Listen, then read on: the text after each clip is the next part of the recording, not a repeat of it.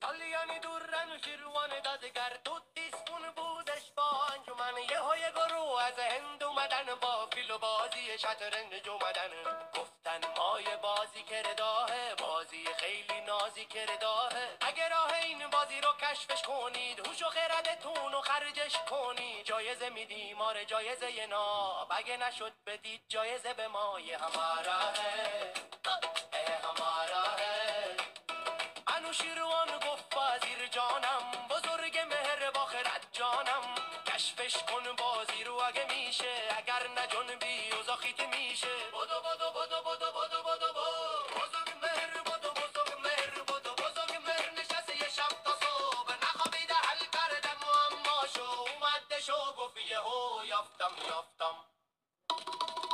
راه و رسم و چم و خم و دریافتم هندیا اومدن بزرگ مرومیز تک تک مهره های شطرنج و چیده هندیا گفتن چجوری آخه چجوری تونسته شلگر تا کیاره کیاره کیاره کیاره کیاره بزرگ مهر نشسته یه بازی ساخته که یه تخت داشت و دوتا داشت تخت نردم نومش گذاشت تخت نرد کلی مهره داشت بعدش اومد به سمت هن با تخت نرد و با چند ترن گفتش درود خدمت شما یه بازی ساختم اصلا خدا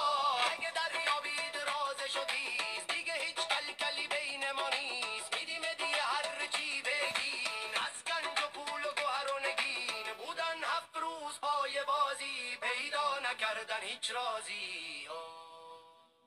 آخرش چی شد آخرش چی شد آخرش چی شد بزرگ مهر بازی رو یاد داد به هندی ها خیلی خیلی حال داد آخرش چی شد